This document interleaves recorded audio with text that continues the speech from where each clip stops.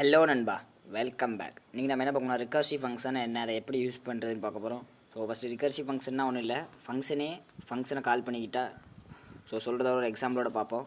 இப்போது இன்ட்டு ஐ நான் ஒரு வேரியபிள் டிக்ளேர் பண்ணிக்கிறேன். இப்போ ஃபார் லூப் பண்ணி 1லேருந்து நான் 10 வரை பிரிண்ட் பண்ண வைப்போம். First into I equal to 0 I greater than 11 I plus plus. இங்கே printf கொடுத்துக்கலாம். printf percentage d கமா ஐ. பார்த்திங்கன்னா இது நமக்கு ஃபார் லூப் மூலமாக அவுட்புட்டில் வந்து 0 1 2 3 அப்படி 11 வரை பிரிண்ட் பண்ண போகுது. பார்த்திங்கன்னா நம்மளுக்கு பிரிண்ட் ஆகிட்டு ஸ்லாஷன் கொடுத்தா கரெக்டாக நீட்டாகிறோம். ஸ்லாஷன் இப்போ ரன் பண்ணலாம். பார்த்திங்கன்னா 0 1 2 3 4 அப்படி நம்மளுக்கு 10 வரை பிரிண்ட் ஆகிட்டு. ஸோ இதே வந்து ரிகர்சிவ் ஃபங்க்ஷன் யூஸ் பண்ணி எப்படி பிரிண்ட் பண்ணலாம். அப்போ நம்மளுக்கு வந்து ஒரு ஃபங்க்ஷன் முதல்ல தேவைப்படும். முதல்ல கிளியர் பண்ணிக்கலாம். ஃபங்க்ஷன் க்ரியேட் பண்ணதுக்கு ஃபங்க்ஷன் எதையும் நம்மளுக்கு ரிட்டர்ன் பண்ண போகிறதில்ல. வாய்டு ஃபன்னுனே பேர் வச்சுக்கலாம். நம்ம இதுக்கு வந்து ஆர்குமெண்ட் பாஸ் பண்ண போகிறோம். ஒரு வேரியபிள் பாஸ் பண்ணுவோம். இன்ட்டு கேன்னு வச்சுக்கலாம். இந்த இதுக்கு நம்பர் பாஸ் பண்ணணும். இந்த ஃபங்க்ஷன் என்ன விஷயம்னா மறுபடியும் அதுக்கு இன்னும் நல்லா செக் பண்ணிக்கிடுவோம். இஃப் ஃபன் சரி நம்ம இந்த ஃபங்க்ஷனை நான் கால் பண்ணேன். Fun of K -1.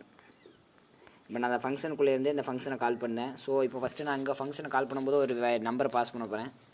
இங்கே பார்த்தீங்கன்னா ஃபன் நம்மளுக்கு ஃபஸ்ட்டு வந்து 0லேருந்து ஆரம்பிக்கணும். அப்போ நான் வந்து 0வை பாஸ் பண்ணேன் இங்கே. அப்போ நம்மளுக்கு இந்த இடத்துல ஐ தேவையில்ல.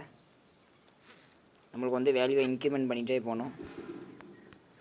இன்க்ரிமெண்ட் பண்ணிகிட்டே அப்படியே அந்த வேல்யூவை பிரிண்ட் பண்ணணும். அப்போ நான் printf percentage d slash n comma கேவோட வேல்யூ கடைசி செமிகோலன் வச்சுக்கலாம். இப்போ ஃபங்க்ஷன் நம்ம என்ன ஆகும்னா ஃபங்க்ஷன் கால் ஆகும். ஸோ ஆர்குமெண்ட் 0 பாஸ் பண்ணியிருக்கேன். 0 பிரிண்ட் ஆயிரும். மறுபடியும் ஃபங்க்ஷன் கால் ஆகும். 0 + 1 1. அப்போ 1ங்கிற ஆர்குமெண்ட் பாஸ் ஆகும். அப்புறம் 1 பிரிண்ட் ஆகும். அப்படி போய்கிட்டே இருக்கும் எண்டே இல்லாமல்.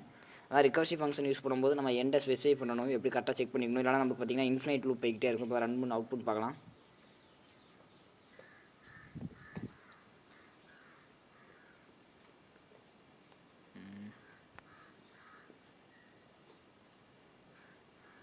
கொஞ்சம் ஸ்லோவாக இருக்குது நண்பா இன்டர்நெட்டு.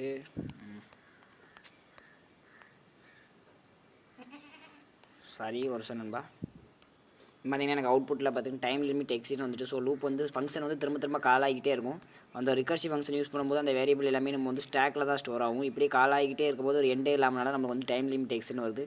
அப்போ நம்மளுக்கு பார்த்திங்கன்னா நம்மளுக்கு 10 வரை தான் பிரிண்ட் ஆகணும். அப்போ இந்த இடத்துல ஒரு கண்டிஷன் வச்சுக்கலாம். If K double equal to 10 இருந்துச்சுன்னா நம்ம வந்து இந்த ஃபங்க்ஷனை பிரேக் பண்ணிடலாம். அப்போ பிரேக் பண்ணதுக்கு என்னென்னா ரிட்டர்ன் கொடுத்துடலாம். ரிட்டர்ன் ஸோ செமிகோலன் வச்சு க்ளோஸ் பண்ணிடலாம். இப்போ ரன் பண்ணுவோம். அப்படி இல்லைனா நம்மளுக்கு பார்த்திங்கன்னா கரெக்டாக வந்துட்டு 9 வரை தான் வருது. ஏன்னா ஈக்குவல் 10னாலே 10 கொடுத்தோன்னே ரிட்டர்ன் கொடுத்துட்டேன். அதுக்கு பதிலாக வேணால் 11 கொடுத்தா கரெக்டாக நம்மளுக்கு 10 வரை பிரிண்ட் ஆகும். இப்போ ரன் பண்ணலாம். பார்த்திங்கன்னா 0 1 2 3 4 9 10 வந்துட்டு. ஸோ நம்ம ரிகர்சிவ் ஃபங்க்ஷனை வந்து ஃபங்க்ஷனே திரும்ப கால் பண்ணிகிட்டே இருக்கும். ரிகர்சிவ் ஃபங்க்ஷன் எப்போ முடியணுமோ நம்ம ஸ்பெசிஃபை பண்ணணும். இல்லைனா ஃபங்க்ஷன் ஸ்டாக் ஓவர்ஃப்ளோ ஆயிரும். பார்த்திங்கன்னா ஃபங்க்ஷன் வந்து திரும்ப காலியாகி ஒரு லிமிட்டே இல்லாமல் போய்கிட்டே இருக்கும். நாங்கள் பார்த்திங்கன்னா கண்டிஷன் செக் பண்ணியிருக்கேன். கேவோட வேல்யூ 11 ஆகிட்டாலே போதும். எனக்கு எதுவுமே பண்ண வேண்டாம். ஃபங்க்ஷன் ரிட்டர்ன் கொடுத்துட்டா இங்கே எங்கே கால் பண்ணோமோ அந்த இடத்துக்கு வந்துடும். ஸோ அவ்வளோதான் நண்பா. இன்றைக்கி ரிகர்சிவ் ஃபங்க்ஷன் என்ன, அதை எப்படி யூஸ் பண்ணுறதுன்னு பார்த்தோம். அடுத்த வீடியோவை சந்திப்போம்.